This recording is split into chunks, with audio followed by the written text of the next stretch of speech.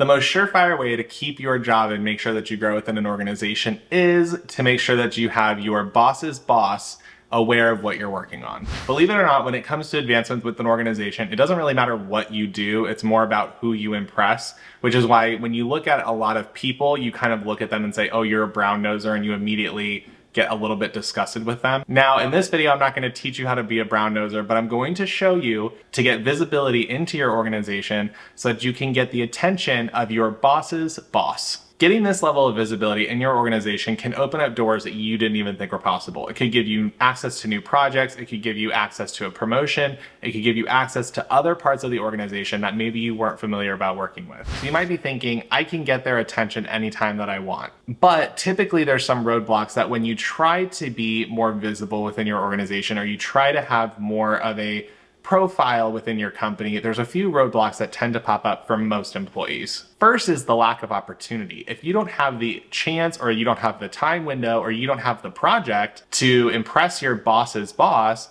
then it's not going to go anywhere. You're going to try to do all this work and do all this effort and not actually have the opportunity to get in front of the people that you need to get in front of. And this is most common with employees who are strictly focused on their day-to-day tasks and don't actually go outside of that window for whatever reason. The second is a communication breakdown. This roadblock is pretty common. If you go into, let's say, working on a project with one of your supervisor's bosses, and you don't have the correct communication style and you don't have the correct kind of way to talk to them, and you can't meet them on their level, that's going to be a roadblock for you in the future to have more visibility, because they're just going to kind of brush you off and not really want to work with you.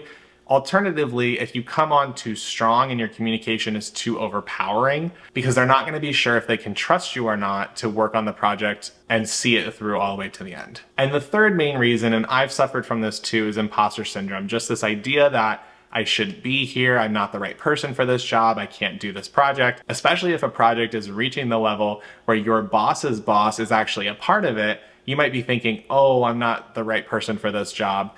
And I promise you that's very normal. It's not true, but it's very normal to have imposter syndrome. So let's talk about what are the strategies for actually getting visibility with your boss's boss. The first thing that you want to do is you want to communicate your achievements. Now, I made a video about this maybe last year, about how to kind of talk about yourself and self-promote yourself, and I'll link to it somewhere. But promoting yourself within your organization and just saying, hey, I'm doing some really cool stuff.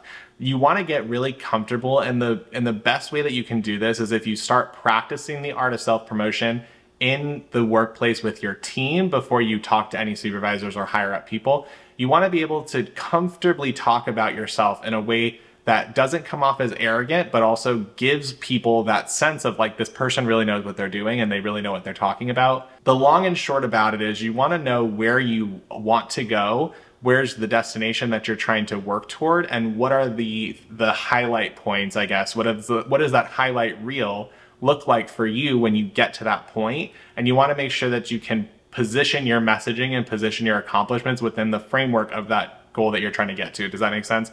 So you can go back and watch that video. That'll give you more insight, I guess, on this specific topic. The second thing you want to do is you want to take initiative. So we can talk about highlighting yourself all day long, but if you're not actually putting it into action and they're not actually on the projects that your supervisor's boss needs to see, it's not going to go anywhere. So the more that you can kind of scope out what are the opportunities, what are the things that I need to work on, and then point to projects and say, oh, no one's working on that, can I take the lead on that? And you, typically, if it's something that's been sitting on the back burner for a while, your boss is actually going to be really happy that you're taking something and will probably advocate on your behalf anyway. But if you have a project or you see an opportunity that's going to have high visibility, high impact to the company, and you are confident that you can work on it, make sure to put your name on it and say, hey, I would like to work on this project.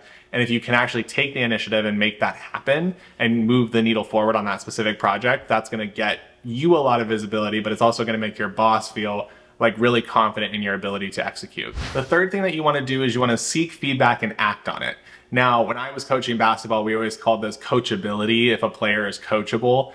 And the reason that you want to ask for that feedback and act on it is because if you can see where your gaps are, where your individual problem areas are, and fix them, typically it has a ripple effect. So if you, let's say you didn't do something right the one time and then you start doing it right the next time, when your supervisor is talking to any other front end people, let's say people who are higher up, the C-suite, their manager, whoever they end up talking to, you're going to be front of mind, because when they talk about their team, they want, as a manager, they want to talk about their successes as a manager. It's going to sound very arrogant, but I promise it'll make sense full circle.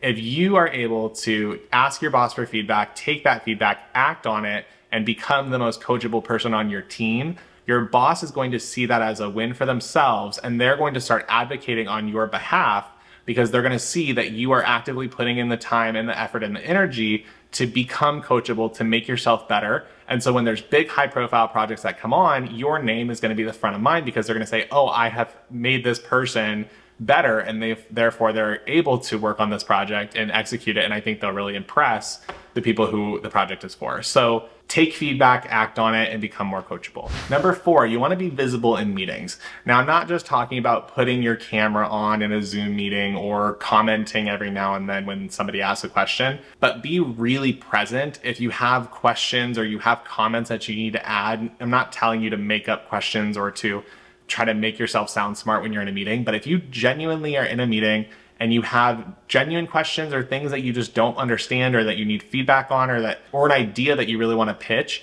don't be shy and actually show up and be visible in those meetings. And that goes back to the imposter syndrome. You might not think that you belong in that meeting, but if you are in that meeting, or if you are having a seat at the table, I promise the company is not just wasting their time. They're not wasting your time. You need to step up and make sure that you're being visible in those meetings in front of the right people. Number 5, align with organizational goals. If you know what your company's strategy is and you know where your company is going in relation to your department or your function, if you can get in front of that and try to make sure that your work and that your personal brand and your personal strategy aligns with where the organization is going, it will help you navigate, and it will help you kind of be able to advocate for yourself to say, hey, I've helped the company by doing X, Y, and Z, and to make sure that whatever the direction is that you want to go in, if you can take the organizational goals and ladder them back to what you're doing and say, yeah, I've done, here's how I've helped the company this way, this way, this way.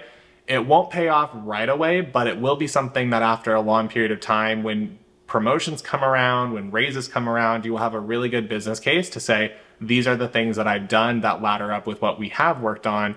And assuming that you do a really good job and you actually execute them effectively, your boss is going to advocate on your behalf to make sure that the supervisors and those individuals that are up higher know what you are working on and know how it's benefiting the overall organizational goals.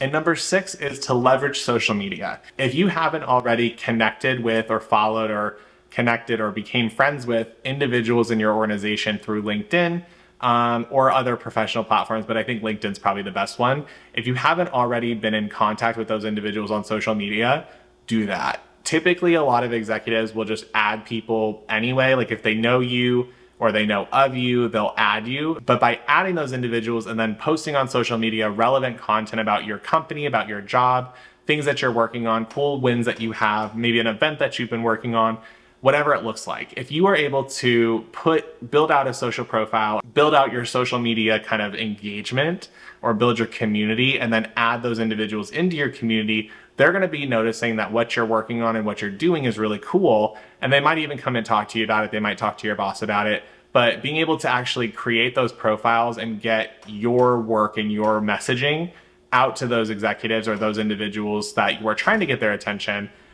is going to be really, really helpful for you, especially if you're consistent and you do it all the time. Now, getting visibility isn't a quick 1-2 thing. It takes some time, and the longer that you're with an organization, the more opportunities that you will have. So don't get dissuaded if you haven't been able to get their attention right away, but just know that it takes a little bit of time. And sometimes there's some other mistakes that you're making that prevent you from getting to that higher up level. So if you found this video helpful, check out that one. And with that, I will see you on the next one.